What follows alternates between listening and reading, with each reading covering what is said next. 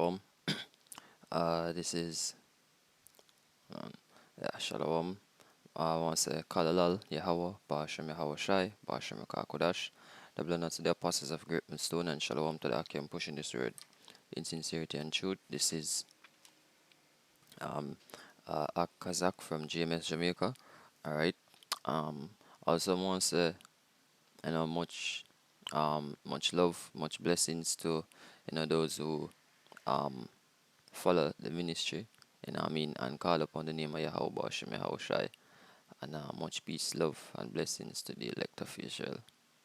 Alright, so today we have a small lesson that we're going to do on this article here that I found. Hopefully, it will be edifying. Alright, so this is from, as you can see, the Intrepid Eagle Finance, and it says, what does the Bible say about inflation? Alright, June 2020. Alright. Alright, it says, what is inflation? Alright, it says, before we get into inflation in scripture, what does inflation even mean? It's a term mentioned often, but many of us were never taught in school. Inflation is the rise in prices over time. Salakia. Yeah, inflation is the rise in prices over time. Think about when your parents told you about what a Coke or snack cost when they were growing up compared to the current price. This is an example of inflation. Alright, you'll probably do this with your own kids. Yeah. Alright, so basically inflation, according to Merriam-Webster, it says a continuing rise in the general price level, usually attributed to an increase in the volume of money and credit relative to available goods and services. Alright, inflation. Alright, so basically inflation, is basically the rise in price when prices of goods and services increase. You know what I mean? Um, I'll go get that. Alright. I think we did have an article here. Alright, so let's see.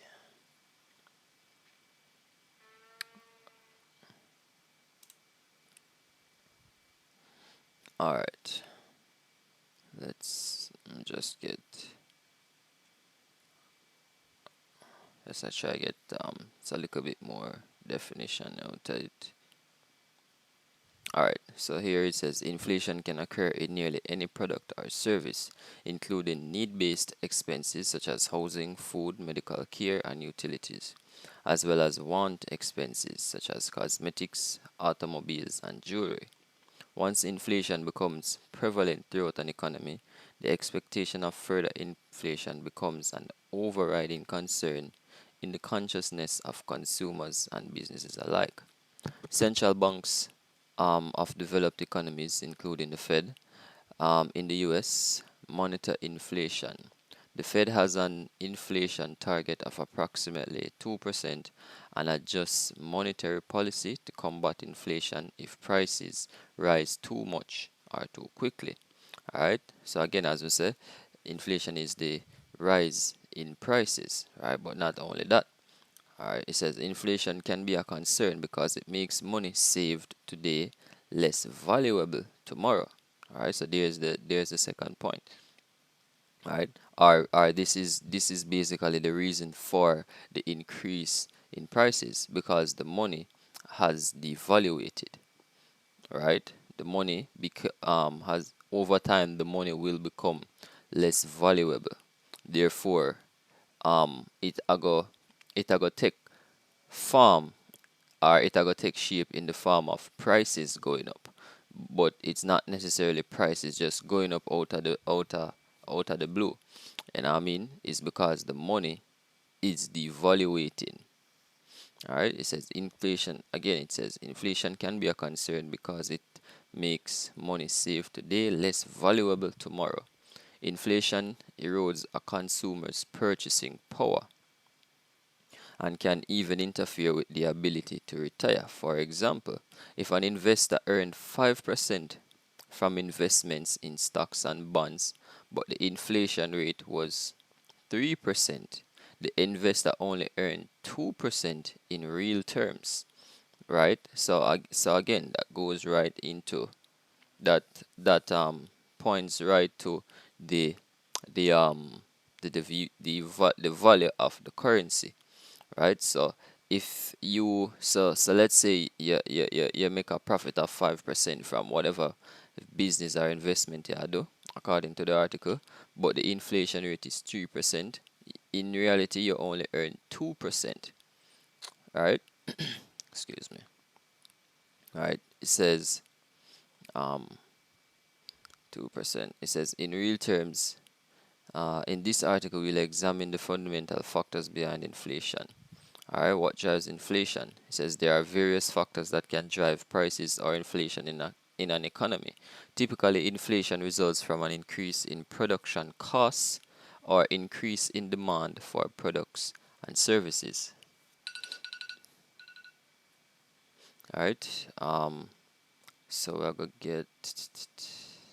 Alright, so basically, that was just a brief um, explanation of what inflation is. All right. um just get this. All right, so this is cost push inflation. Hold on. Yeah, cost push inflation. All right.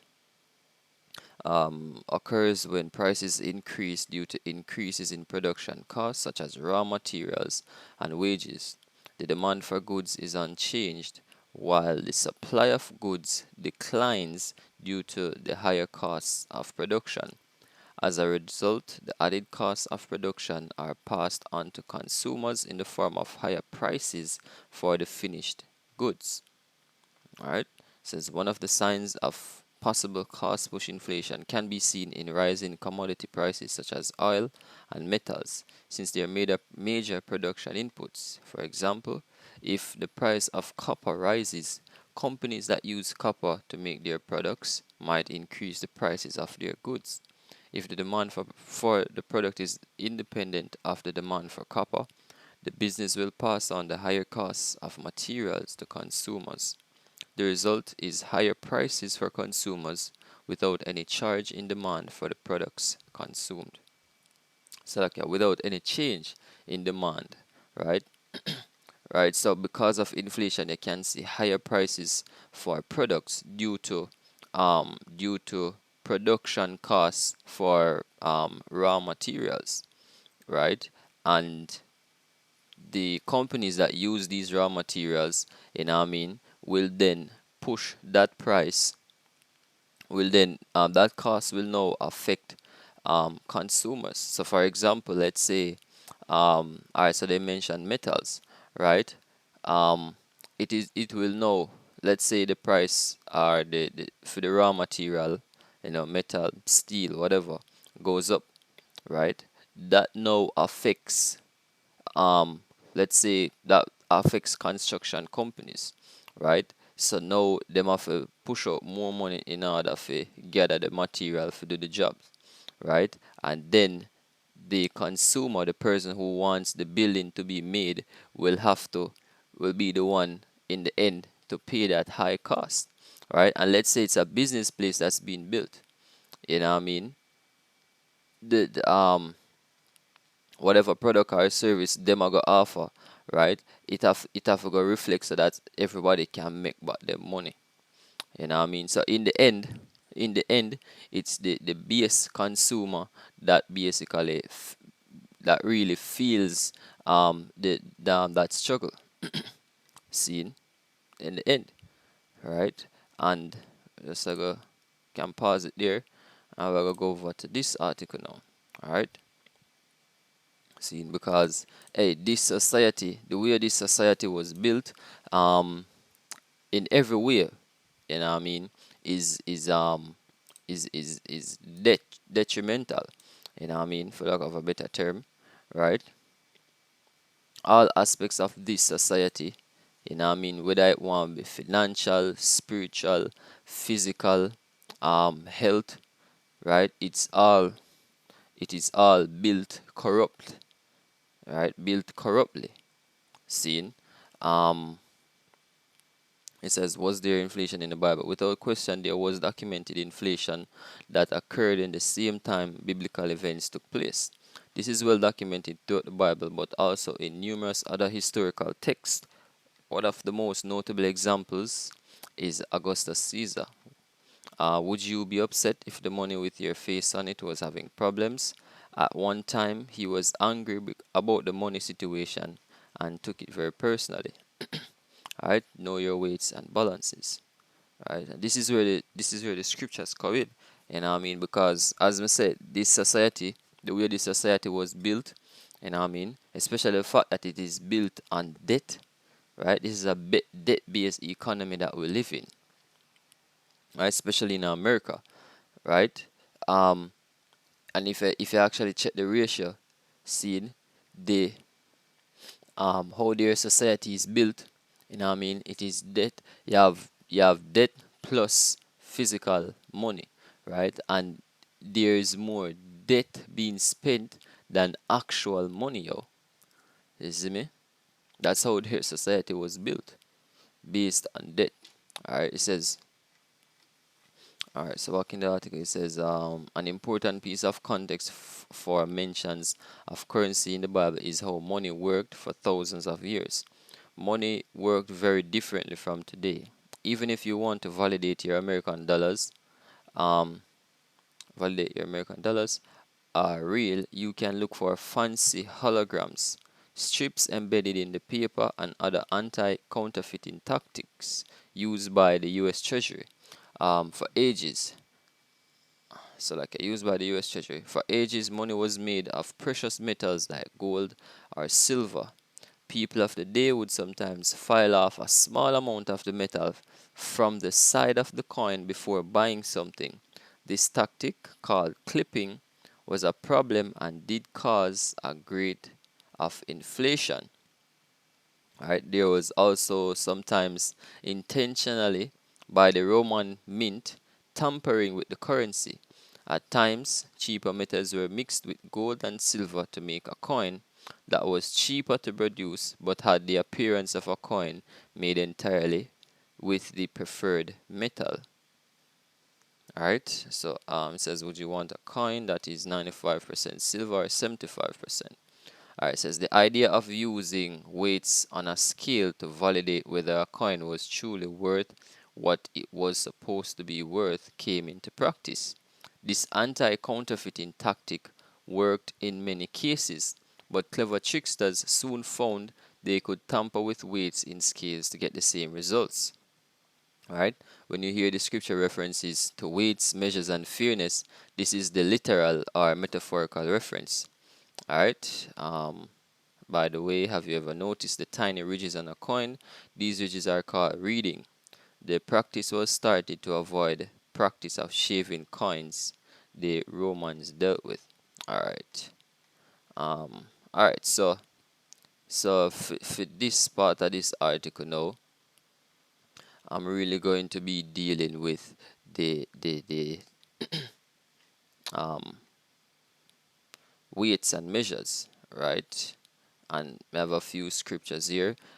This article actually has some scriptures, and I will be reading some of them. Is a lot.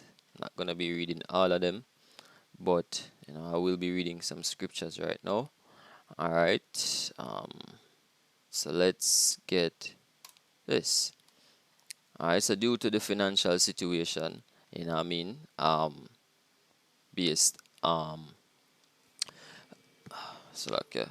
due to the current economic situation, due to inflation, I mean, as I mentioned before, right? The base the consumer at the bottom, right, are the ones who will actually face um the brunt of the inflation, right? Because from the top, from those who produce the raw materials to make the products we consume, they throw the prices onto the manufacturers, then the manufacturers to the distributors, or whoever the middleman is in that case, right? And then eventually we are the ones who end up paying more for those goods and services, right?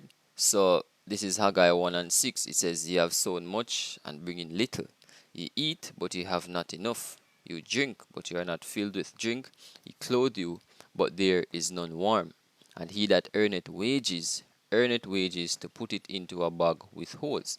Right, because again, constant the constant rise in prices, food prices going up, the price of your bills going up, seen, plus dealing with the fact that the money due to inflation is devaluating, right? As I say, the money, what your dollar is worth today, it might not worth that, it will not worth that next year, seen. And this has been proven. If you look at if you check the